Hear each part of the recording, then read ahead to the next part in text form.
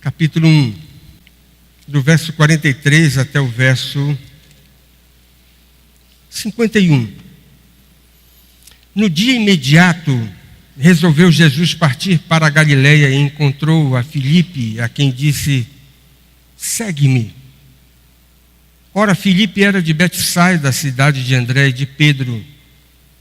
Filipe encontrou a Natanael e disse-lhe: achamos aquele de quem Moisés escreveu na lei e a quem se referiram os profetas, Jesus, o Nazareno, filho de José.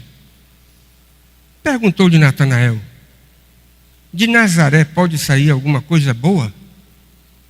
Respondeu-lhe Filipe: vem ver. Jesus viu Natanael aproximar-se e disse a seu respeito: eis um verdadeiro israelita em quem não há dolo. Perguntou-lhe Natanael: de onde me conheces? Respondeu-lhe Jesus: antes de Filipe te chamar, eu te vi, quando estavas debaixo da figueira. Então exclamou Natanael: mestre, tu és o Filho de Deus, tu és o Rei de Israel. Ao que Jesus lhe respondeu: por que te disse que te vi debaixo da figueira, crês? Pois maiores coisas do que estas verás. E acrescentou: em verdade vos digo que vereis o céu aberto e os anjos de Deus subindo e descendo sobre o Filho do Homem. Este é o 4º dia consecutivo dos 4 que o evangelista João registra na segunda metade do 1º capítulo. Você pode conferir isso a partir do verso 19, quando João Batista dá testemunho de Jesus. No verso 29 você tem no dia seguinte. No verso de número 35 você tem no dia seguinte. E agora no verso 43 você tem no dia imediato. 4 dias consecutivos registrados aqui pelo evangelista João. 2 coisas chamam a atenção. A primeira delas é que o evangelista, com este registro, procura confirmar os traços característicos da natureza divino-humana de Jesus. E não poderia ser diferente, porque é algo que ele já antecipou no início do seu evangelho. E anunciou de forma estrondosa, aí no verso de número 14, quando ele diz: o verbo se fez carne e habitou entre nós. Olha, ele está falando do verbo como sendo uma referência à divindade de Cristo. Mas quando ele diz: olha, esse verbo que é divino, ele se fez carne e habitou entre nós. E você vai ver que quando o evangelista registra esses 4 dias consecutivos, ele está confirmando, ele procura confirmar isso. E qual é a evidência de que isso é verdade? Você pode observar que em todos esses registros, e aqui também no 4 não poderia ser diferente, há uma profusão de títulos relacionados com Jesus. Títulos que apontam para a sua divindade e títulos que apontam para a sua humanidade. Não apenas isso, mas informações sobre a identidade do Salvador. E aparece pela primeira vez: olha, ele é filho de José. Ele não é nenhum personagem que veio de outra galáxia, não é? E agora apareceu entre nós sem que nós pudéssemos conhecer a sua genealogia. Ele é filho de José, ele é homem mesmo. Nós podemos conhecer até o seu pai. Mas, por outro lado, o texto é didático. Por que é didático? Porque os leitores originais do 4º evangelho estão sendo instruídos pelo evangelista João numa matéria muitíssimo importante. O que significa ser discípulo? O que é ingressar no discipulado cristão para se tornar um servo do Salvador? Essa é a matéria de todo o Evangelho. Na verdade, você vai ver isso lá no último capítulo, quando o próprio evangelista diz, esses milagres, esses sinais foram registrados para que vocês creiais.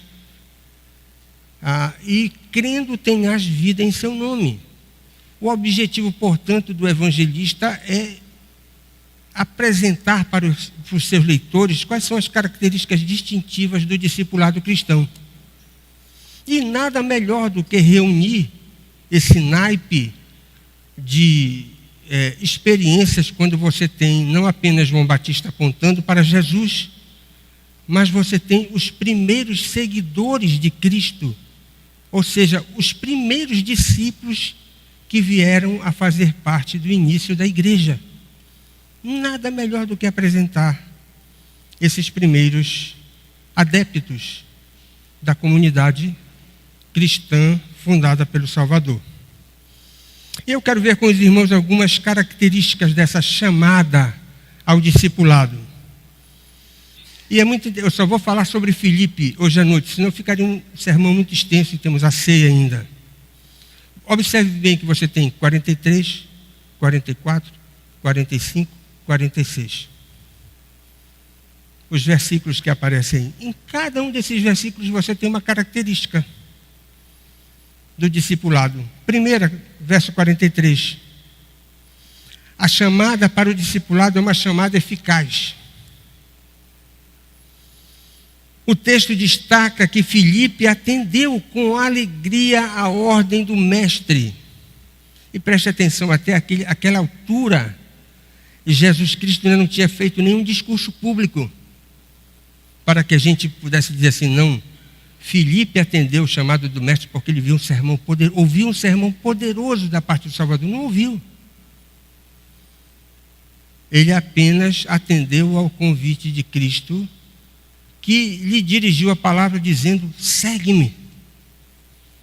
E ele atendeu prontamente. E de forma irreversível. Essa é uma doutrina muito, muito cara, que nós deveríamos defender. Porque frequentemente a gente ouve falar que o chamado do Evangelho parece que não tem essa eficácia. Eu mesmo aprendi no seminário, olha lá isso aí. Aprendi através de um professor. Eu ouvi, porque eu me recusei a aprender. Não é?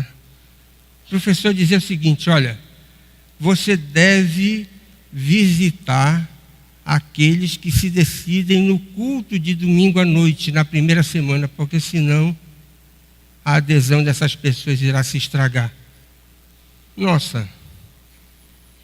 Então o Espírito Santo nos chama de forma eficaz, tão eficaz assim, como nós deveríamos presumir, não é?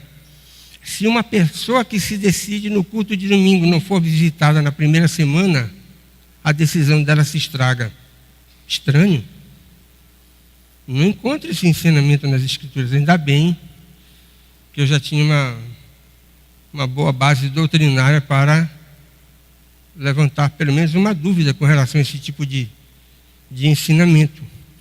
Mas, irmãos, por eficaz, nós devemos entender que todas as resistências à adesão que possam existir numa pessoa, num dado momento elas serão vencidas. Porque quando as pessoas são chamadas pelo Evangelho, para o Evangelho, elas são chamadas pelo maior poder que existe no mundo, que é o poder de Deus que se manifesta através das operações poderosas do Espírito Santo. E a pessoa pode dizer não, pode remanchar, pode, como o apóstolo Paulo diz no livro de Atos, recalcitrar contra os aguilhões. Mas a sua consciência vai sendo paulatinamente espicaçada. E o chamado de Deus vai se entranhando na alma dessa pessoa, até que todas as resistências do pecador são vencidas. Pela graça de Deus ele se rende. Esse foi o momento de Filipe. Ele pode ter lutado, resistido, feito oposição, mas ao final ele é vencido pela graça irresistível. Mais ainda, quando a gente diz assim, olha, o chamado do Evangelho é um chamado eficaz, isto significa dizer o seguinte, que esse chamado não acontece sem a iluminação do entendimento. E observe aí o verso 45. Ele provavelmente já era um discípulo de João Batista e o texto afirma que ele tinha certo conhecimento das Escrituras. Isto significa que a fé não é um salto no escuro, mas a fé salvadora, ela se consolida quando o nosso entendimento é iluminado pela verdade revelada na palavra de Deus. Não existe processo de conversão genuína sem uma descoberta das Escrituras. É o que nós aprendemos. E mais ainda, por eficaz, deve-se compreender que o modo de adesão é variado. E é um detalhe interessante desse primeiro capítulo de João. É um grande equívoco nós imaginarmos que todos vão ser convertidos da mesma maneira. A Bíblia não ensina isso. E aqui no primeiro capítulo nós temos uma prova disso. Observe lá. André foi evangelizado por quem? Quem foi que levou André a Cristo?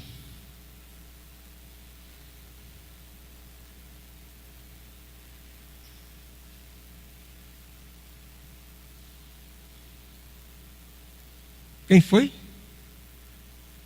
João Batista, o profeta.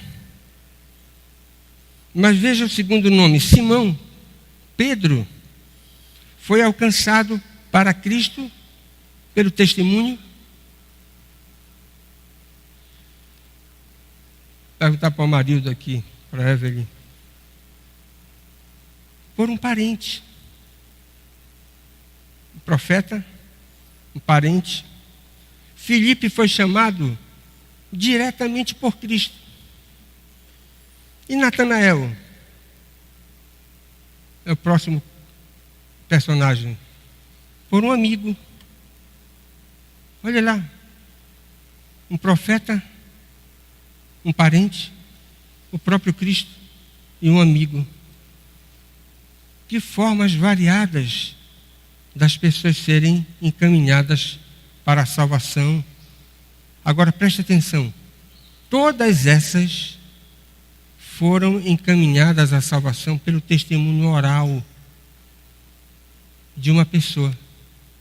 É por isso que o apóstolo Paulo diz em Romanos: como é que vocês querem que as pessoas se convertam se vocês não falam do Evangelho?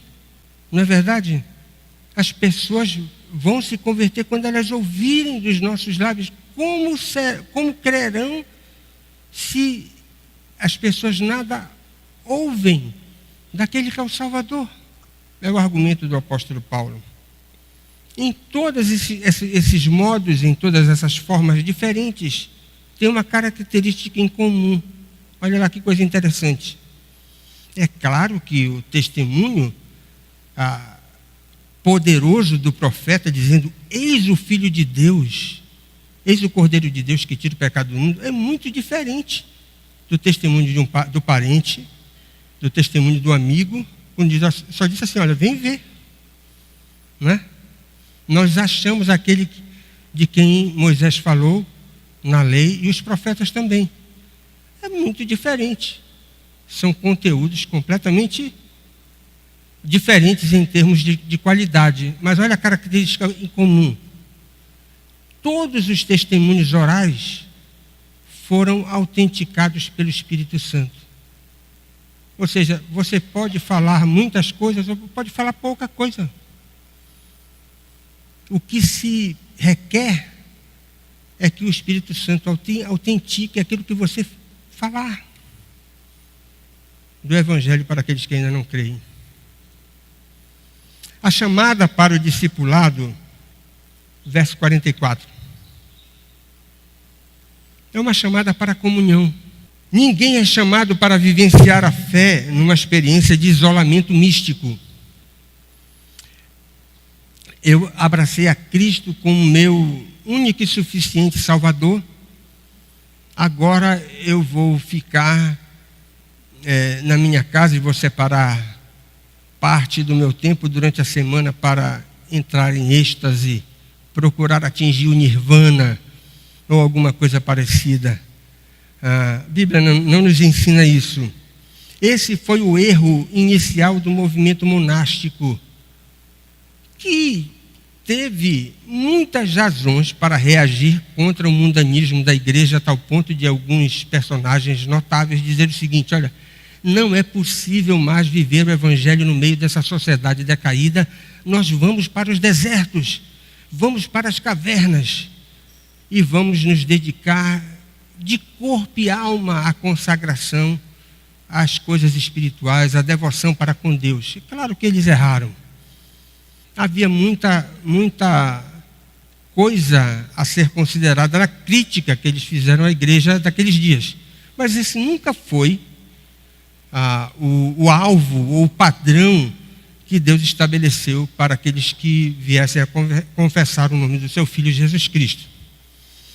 Se Filipe era um discípulo de João Batista, e provavelmente era, ele já tinha compreensão da dimensão corporativa da espiritualidade autêntica.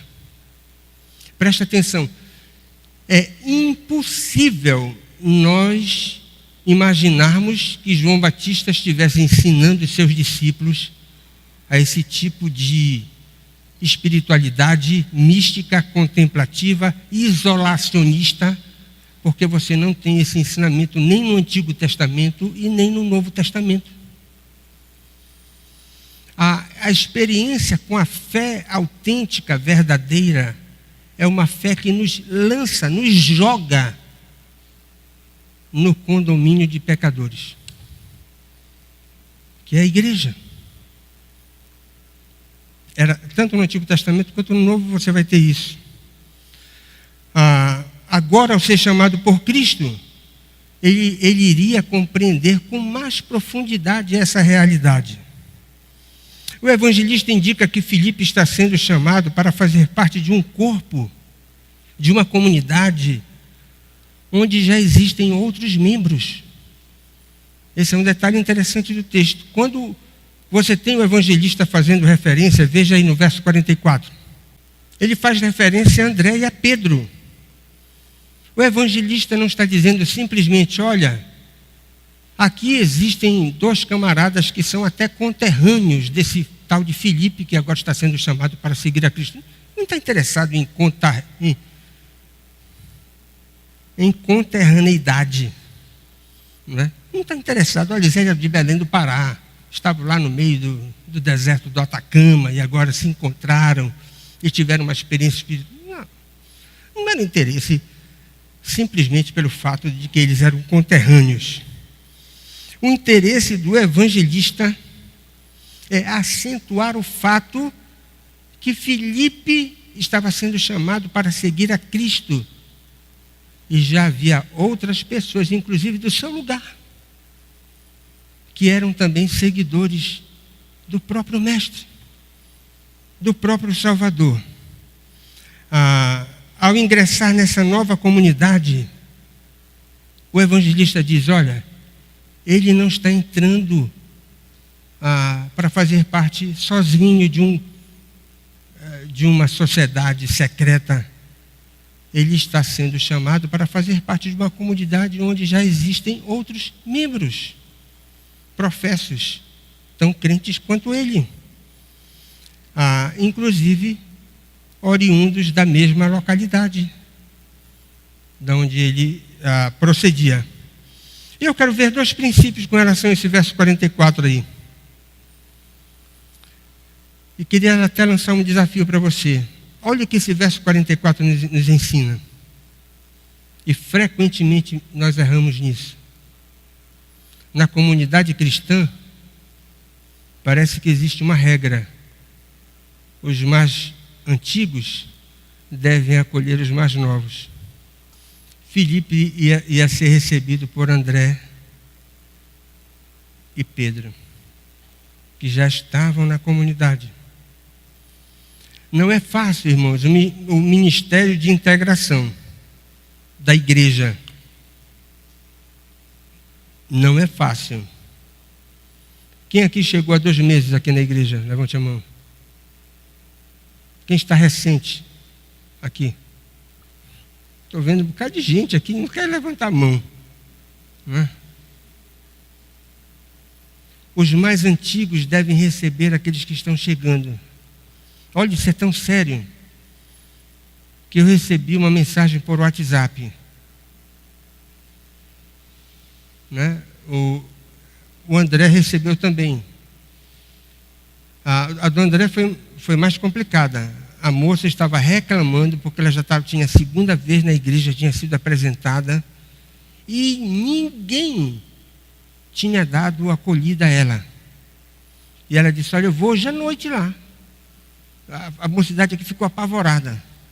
Né? Mensagem para todo mundo: bora acolher essa menina. Que ela já veio 2 vezes aqui, foi apresentada como visitante e ela não se sentiu acolhida. Que coisa horrível. Uma igreja que não é acolhedora.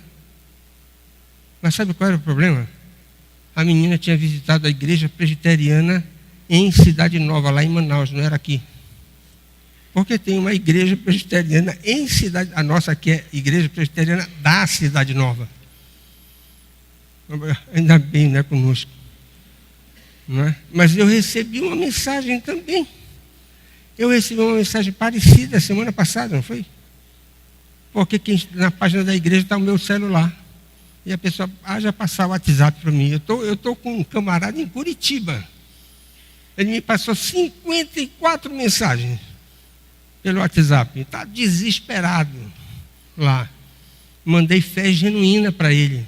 Lê aí, meu irmão. Eu não tenho como te aconselhar daqui à distância. Vou responder 54 mensagens. Não tem quem consiga fazer um negócio desse. Nós já fomos numa igreja, nas nossas férias, onde nós entramos e saímos. Ninguém falou conosco. A Leia até brincou. Se a gente tivesse morrido lá, os nossos cadáveres ainda estavam lá. É horrível. Não é? Irmãos, é horrível. Que sensação horrível. Você ir num lugar onde é igreja e aqueles que estão visitando não são bem recebidos por aqueles que já estão na comunidade há mais tempo. Os mais velhos devem acolher os mais novos e dar as boas-vindas. Irmãos, com uma característica, preste atenção. Esse acolhimento é sempre uma via de 2 mãos. Porque tem muita gente que vem na igreja e diz assim: olha, não falaram comigo, não me acolheram bem, né? Mas a pessoa é de difícil trato.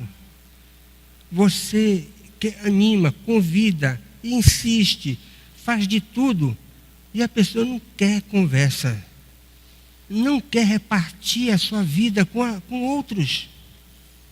Então, ela não compreendeu o evangelho direito, porque, irmãos, se nós não compreendermos a importância da igreja, do corpo de Cristo, a nossa compreensão do evangelho será uma compreensão deficiente. Não é possível nós admitirmos um crente que não tenha prazer na comunhão dos santos. Alguma coisa está errada. Alguma coisa está errada. Não é? Olha aquela reunião da quarta-feira. Já pensou? Irmão Salles, Já pensou alguém reclamando da reunião de quarta-feira? Para mim, se eu fosse membro dessa igreja aqui, a melhor reunião era da quarta-feira. Sem dúvida alguma. Mas já pensou o camarada reclamar da reunião de quarta-feira? A reunião onde você tem a oportunidade de compartilhar, de dividir, de conversar, de orar com cada quarta-feira uma pessoa. Não gosto disso. Isso para mim é estranho. Muito estranho. Porque nós devemos ter prazer na comunhão dos santos. Na comunidade cristã, há afinidades que devem ser reconhecidas. Porém, nunca nós devemos fazer dessas particularidades que devem ser reconhecidas elementos para formar partidos. Um caso clássico que nós temos no livro de Atos é da formação da primeira junta diaconal, quando as viúvas dos crentes de fala grega, essas viúvas estavam sendo esquecidas, porque só as viúvas dos crentes de fala judaica estavam sendo atendidas. Não pode acontecer esse tipo de coisa. Então, no próprio colégio apostólico, você vai ver níveis de comunhão que o próprio Senhor Jesus estabeleceu com aqueles 12 homens. Ele tinha um grupo maior de discípulos. Nesse grupo maior, ele elegeu 12 para o apostolado. No meio dos 12, ele tinha 3 íntimos. E desses 3 íntimos, ele tinha comunhão mais profunda com João. Aí você vai ter coragem de dizer que Jesus formava panela? De jeito nenhum. Seria um insulto ao Salvador. Né? Nós devemos reconhecer afinidades, mas nunca aquilo que nos une com determinadas pessoas, com determinados grupos, pode se constituir em elementos que vai nos jogar numa espécie de partidarismo. Isso é pecaminoso. Não tem base nas Escrituras. Verso 45. A chamada para o discipulado é uma chamada para o testemunho. Samuel Schumacher, escreva isso nas suas frases prediletas, se você tiver a caneta aí. O teste da conversão de um homem é saber se ele tem cristianismo suficiente para passá-lo a outras pessoas. Pode colocar no Facebook, no Instagram, no Twitter, onde você puder colocar mais.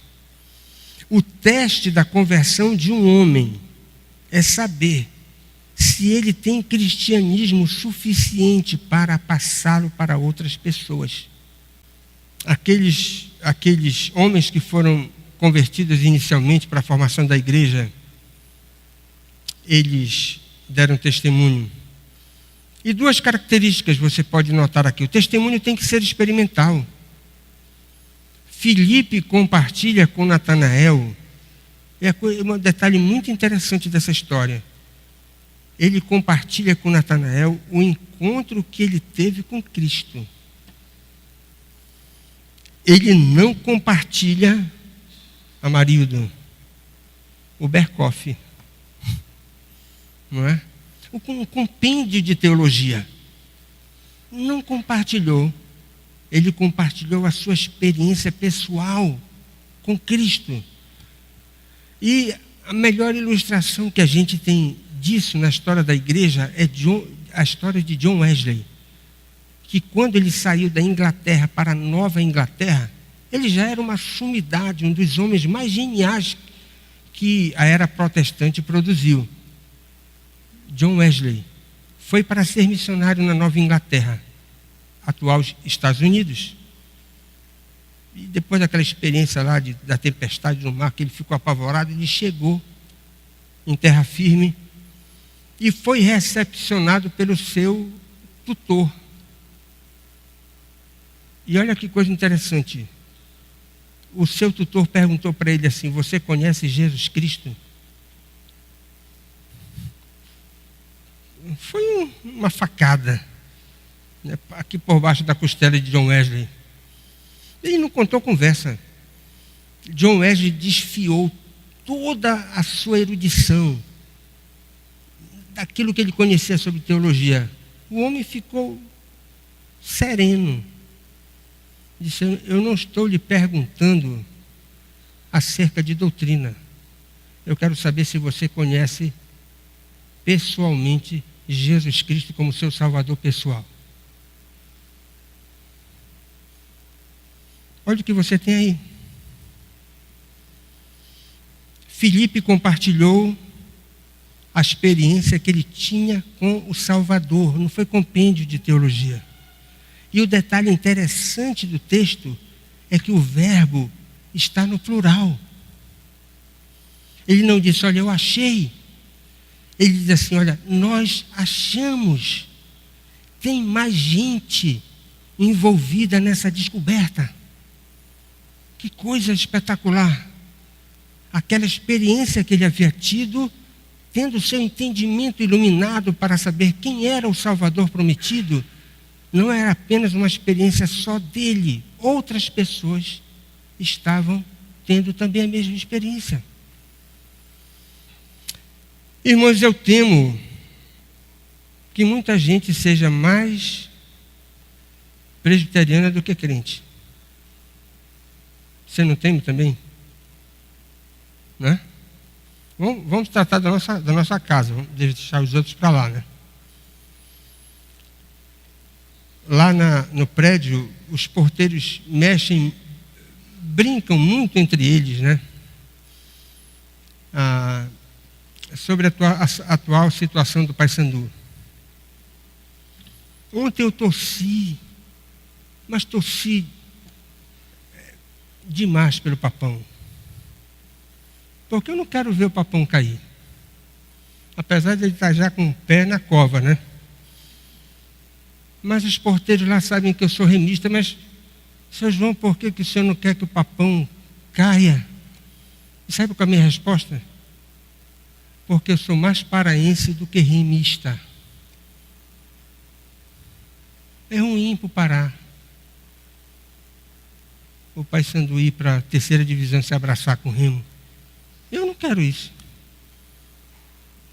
Não tenho interesse nisso, eu acho que não é bom. Eu vou torcer até os últimos minutos para que o Papão não caia. Porque eu sou mais paraense do que remista. Eu sou mais crente do que sou presbiteriano.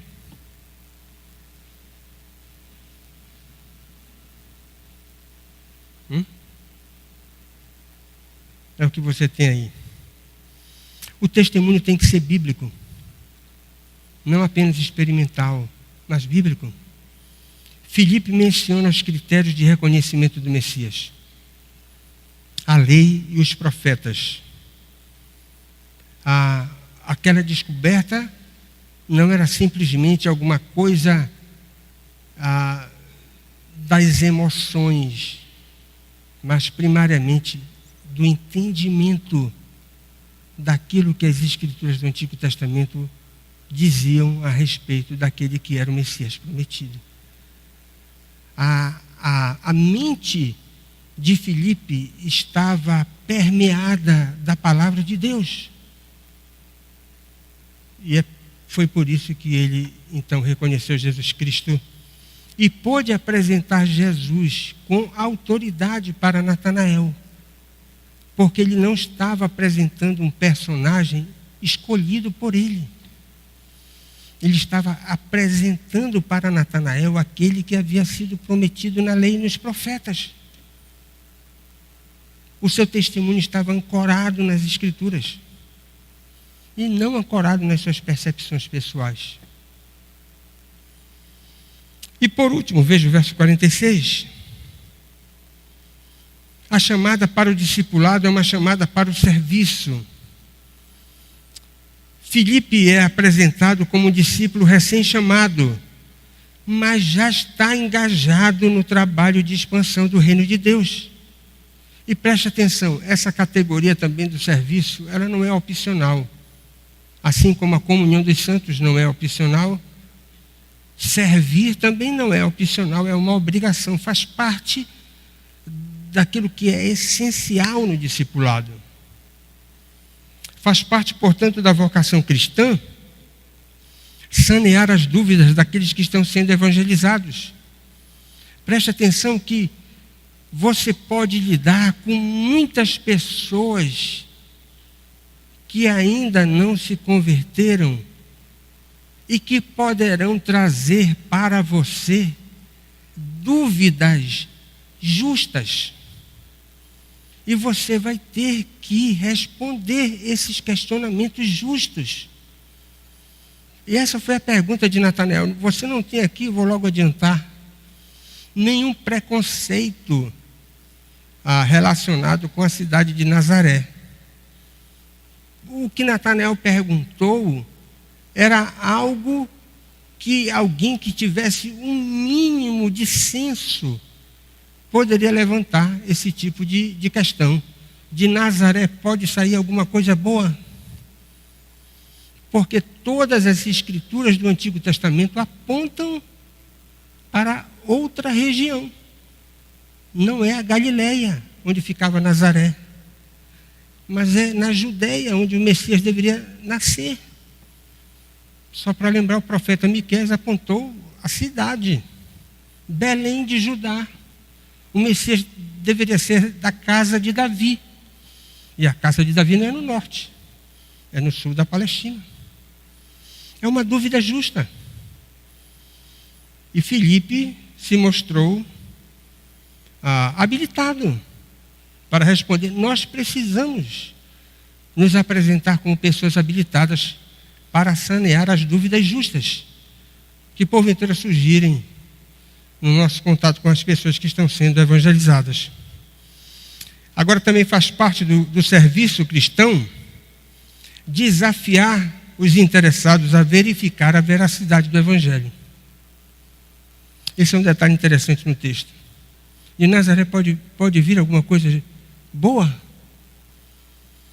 Aí talvez você pudesse esperar que Filipe destrambelasse a língua e dissesse um monte de coisa para Natanael. Não. Ele só diz o seguinte: olha, vem ver. Vem ver. Irmãos, essa é uma das coisas mais maravilhosas que alguém que está evangelizando outra pessoa pode fazer. Se apresenta o Evangelho, mostra o Evangelho, tenta arrazoar, mostrar aqueles aspectos distintivos da doutrina da salvação, né? E a pessoa talvez resista, e você vai então chamar a pessoa e vai dizer: olha, vem e vê. Filipe estava dizendo isso para Natanael porque Jesus estava presente no mundo. Ele podia dizer: olha, vem ver o Messias. E agora? A gente não pode fazer isso. Literalmente não. Mas no sentido figurado, sim. Você pode dizer para a pessoa: vem ver Jesus Cristo na minha vida, na vida da minha família, no meu testemunho, nos meus valores. Uma certa vez, visitando uma senhora que tinha um testemunho muito ruim, e eu disse para ela, fiz a clássica pergunta, vocês já ouviram essa ilustração? Perguntei para ela o que ela mais almejava na vida dela. E a senhora disse: que as minhas filhas se convertam.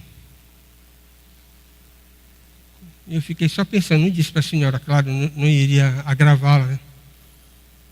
Como que é isso que a senhora mais almeja na sua vida?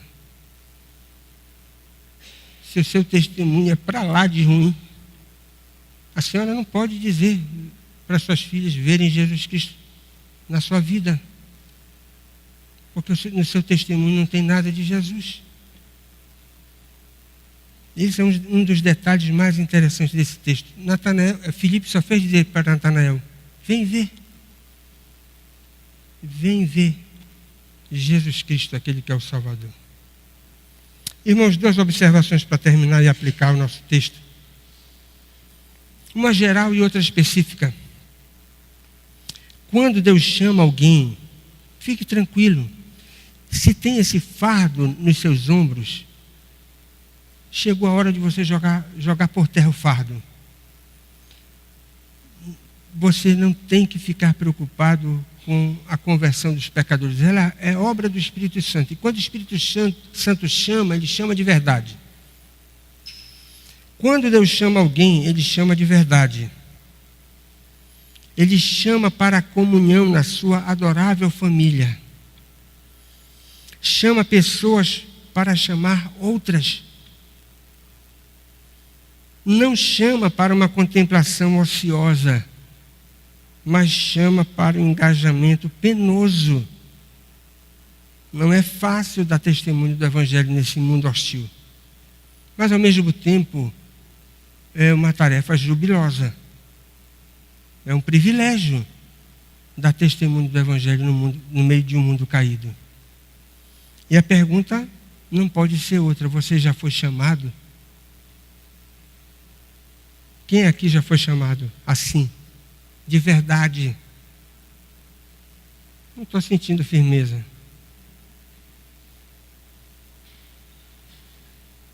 Esse é o chamado do Evangelho. E a segunda coisa, uma segunda aplicação específica, um detalhe a ser destacado no chamado para o discipulado.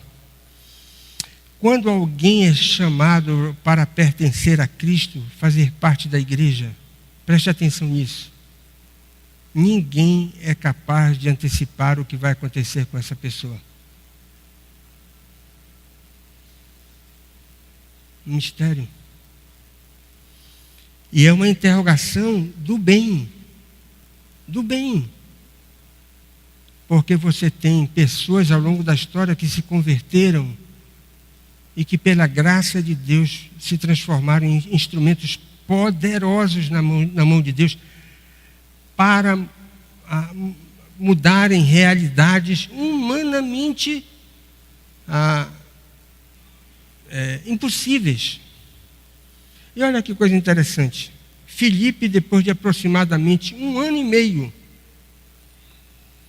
o chamado para ser discípulo acontece no início do ministério terreno de Cristo. Depois de 1 ano e meio de treinamento, é que os evangelistas dizem que Jesus separou dentre os discípulos 12, para que fossem ordenados apóstolos, aqueles que são os oficiais mais destacados da igreja cristã de todos os séculos. Você imaginaria que Filipe iria ser chamado depois para ser apóstolo? E esse Natanael também? Ninguém seria capaz de imaginar isso, mas aconteceu. Nós não podemos prever o que Deus é capaz de fazer na vida daqueles que Ele chama para pertencer à sua igreja. Talvez nós tenhamos um príncipe dos pregadores nesse novo século, ou talvez tantos outros gigantes da fé que já tivemos no passado. Só Deus sabe. Que Deus nos abençoe e aplique isso aos nossos corações.